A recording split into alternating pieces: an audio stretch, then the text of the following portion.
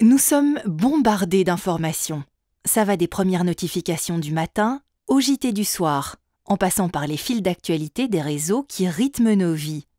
Ces dernières années, des concepts tels que fake news, cyberattaques et campagnes de désinformation sont aussi apparus et ne facilitent pas le travail pour arriver à une information de qualité.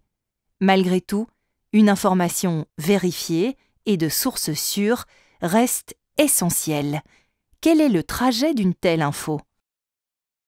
À l'origine, une information n'est qu'un fait à l'état brut, une déclaration, un événement, une découverte.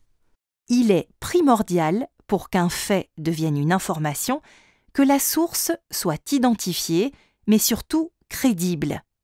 Une seule source, même crédible, ne transforme pas un fait en une information au sens journalistique du terme.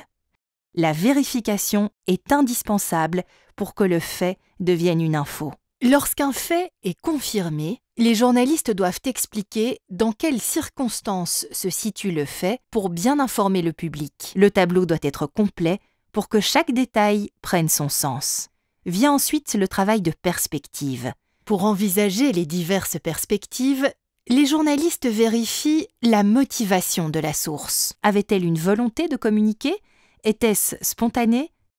Quoi qu'il arrive, une autre source crédible est indispensable pour recouper l'information. Ce n'est que lorsque tout ce travail journalistique est effectué que le fait devient une information. Cette info peut différer du fait de base, car on lui a ajouté du contexte ou la présentation d'une perspective différente. Les journalistes servent donc de filtre de contextualisation.